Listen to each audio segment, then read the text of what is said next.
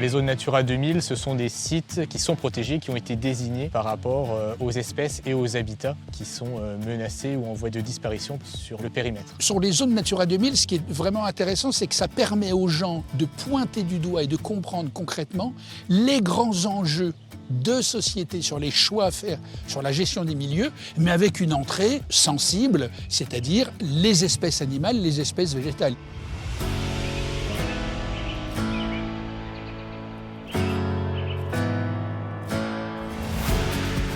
L'association Renard, on intervient pour faire entre autres de l'éducation à l'environnement dans le cadre des sites Natura 2000 gérés par l'Argonne ardennaise. On a plusieurs temps forts, si je peux dire, qui sont prévus cette année. Donc la balade à vélo aujourd'hui, on a aussi un rallye nature.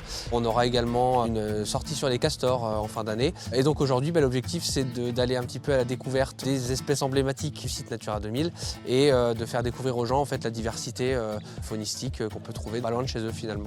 Il y a plusieurs espèces, on va dire, patrimoniales sur ce site. J'en ai présenté plusieurs aux gens aujourd'hui, notamment la piquerie écorcheur, qui est une espèce typique du bocage. On a le courlis cendré, qui niche dans les prairies de fauche. Et ce sont toutes deux des espèces emblématiques, mais qui peuvent subir des déclins assez prononcés de par les activités humaines. Et d'où l'intérêt, du coup, de mettre en place un réseau Natura 2000 qui va justement concerter les enjeux. On est le long de la voie verte, située entre Vouziers et Attigny, et on va traverser le site Natura 2000 Prairies de la Vallée de l'Aisne.